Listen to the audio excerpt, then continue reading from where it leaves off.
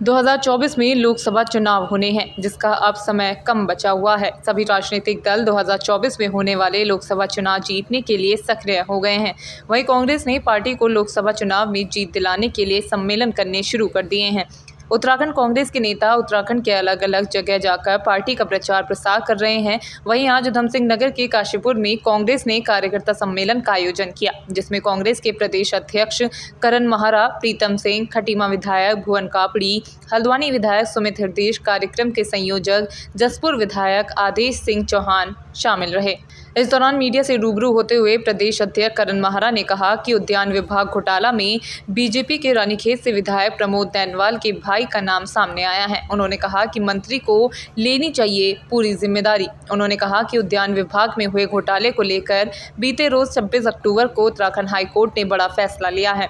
Court ने इस मामले में सीबीआई जांच के आदेश दिए हैं। कोर्ट के इस आदेश के बाद उद्यान विभाग के पूर्व निदेशक हरमिंदर सिंह बवेजा की मुश्किलें बढ़ सकती हैं। सरकार हरमिंदर सिंह बवेजा को पहले ही सस्पेंड कर चुकी है। वहीं कोर्ट आदेश में बीजेपी विधायक का भी जिक्र किया गया है। उन्होंने कहा कि उत्तराखंड हाईकोर्ट ने अपने आदेश में साफ किया है कि इस मामले की जांच सीबीआई से कराई जाए। साथ ही कोर्ट ने राज्य सरकार को आदेश दिया है कि वो इस केस में सीबीआई का पूरा सहयोग करे। इसके अलावा कोर्ट ने अपने फैसले में रानीखेत से बीजेपी विधायक प्रमोद नैनवाल का भी जिक्र किया है। वहीं जमरानी बांध को लेकर उन्होंने कहा कि मैं सभी कांग्रेस जनों को बधाई देता हूं, जिन्होंने सरकार पर लगातार दबाव बनाया और दबाव के कारण ही ये सफल हो पाया। उन्होंने कहा कि इस सरकार से हर व्यक्ति त्रस्त है और इस बार जनता इसका जवाब देगी। देखिए, हम बूथ पे अपना काम कंप्लीट कर चुके हैं। हमारा सत्यापन का काम चल रहा है और हम मंडलम की नियुक्तियां इस समय चल रही है, जो नवंबर लास्ट तक या दिसंबर पहले हफ्ते तक हमारी हो जाएंगे।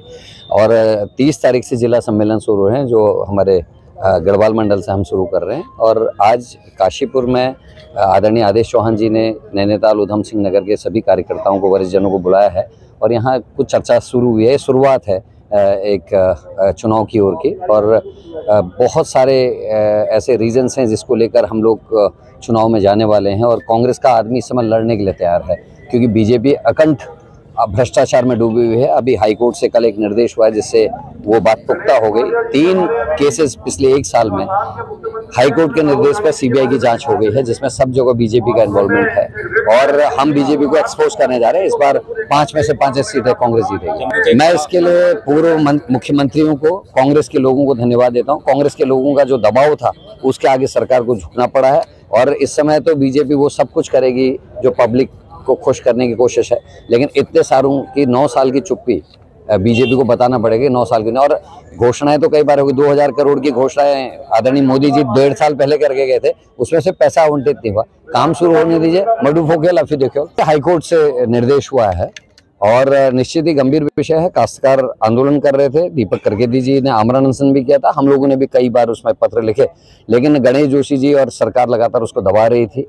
अब जब हाईकोर्ट ने संज्ञान लिया, उसमें बहुत सारे मुद्दे हैं जिसमें विधायक जी का भी नाम है। उनके भाई को आवंटित जो रूट्स हुई उस पर टिप्पणी हाईकोर्ट ने की है, और हाईकोर्ट ने ये कहा है कि उसमें विधायक जी ने भी कोई सर्टिफिकेशन दिया है जो गलत है। जितनी भूमि नहीं थी उससे ज्यादा चीजें दी गई हैं, तो उसकी वो भी जांच का एक विषय है। आने वाले समय में पता चलेगा कि दूध का दूध पानी होता है या नहीं, क्योंकि सीबीआई भी दबाव में होगी। तो केंद्र और राज्य में दोनों जगह बीजेपी की सरकार है और बीजेपी के लोग फंस रहे हैं। देखना है कि सीबीआई किस तरीके से आगे कदम बढ़ाती है। तो दोनों संयोजकों का विशेष रूप से मुशर्रफ भाई और पहले रह चुके हैं और दोनों संयोजन कर रहे हैं, बहुत अच्छी बात। और इस सम्मेलन में सबसे पहले मैं